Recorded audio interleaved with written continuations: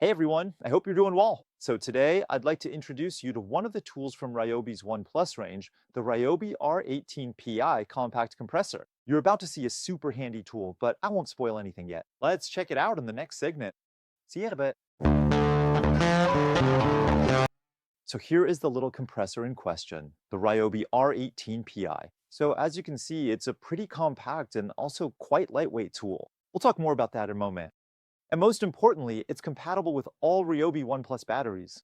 That means if you already own batteries from the same range, if you already have some, you can reuse them with this machine. As for the motor, it's a standard brushed motor. That means this tool doesn't benefit from the advantages of a brushless motor, especially when it comes to better battery life management. But honestly, for this type of device, it's really not all that necessary. And above all, it allows the brand to offer this tool, this compressor, at a very attractive price. As for handling, like I mentioned earlier, we're dealing with a tool that's really lightweight, since it weighs just 640 grams on its own, so that's without the battery. So it's actually pretty light, even with a 2 amp hour battery like the one here. Honestly, you don't get tired at all. And besides, you're mostly going to use the compressor while it's set down, so that's not an issue. The only complaint I could make is about its handle, which I find pretty big and quite wide. So using it one-handed is actually a bit more complicated. So you need to have fairly large fingers, but otherwise it works just fine. The grip is quite comfortable. There's also a button that you can operate with 1 or 2 fingers, depending on what you need. And as you saw, the compression also kicks in smoothly and responds well depending on how hard you press the trigger. There's also a hose that can be stored on top, or rather that attaches on top, and it's 50 centimeters long, which is more than enough to inflate a a car tire or a bike tire. And this hose ends with a valve like this, with a lever that attaches directly to large valves. We'll see in a moment, since it also comes with accessories that let you adapt it to smaller valves. But it's pretty basic, it's pretty simple, but in any case, it's still very effective. As for measurement, you'll have to forget about the digital display you can find on much more modern devices. Here, on this model, we have an analog dial with 2 scales, one in bar and one in PSI, depending on your needs. As for the accessories that come with this compressor, they simply fit right at the base. So first you have the nozzle that lets you use it as a blower. Then you have the needle for inflating balls. And finally, the small adapter so you can inflate tires with small valves. And finally, just before we get into a demonstration of this little compressor, let's talk a bit about its technical specifications, especially its inflation capacity, since we're dealing with a device that can inflate up to 10.34 bars. So that's more than enough to inflate any type of tire, whether it's car tires or, of course, bicycle tires. And as for the airflow rate, which basically corresponds to how quickly this device can inflate, we're looking at 16 liters per minute, which is quite significant, and will also allow you to inflate things quickly and efficiently. So for use, it's really simple. You just need to connect the hose to the valve. There you go. Do it quickly to avoid losing too much air.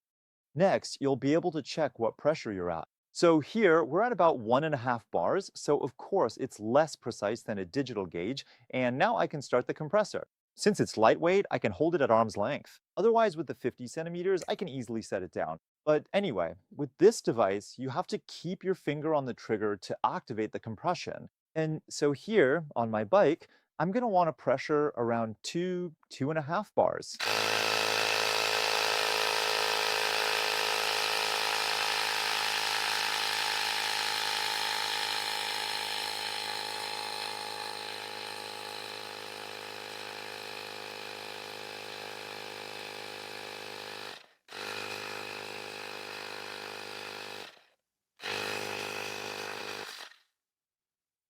So there you go. So at the end, to reach exactly 2.5 bars. So I like go from time to time because there's a little bit of play in the needle, but that's the case with all indicators like this with analog dials.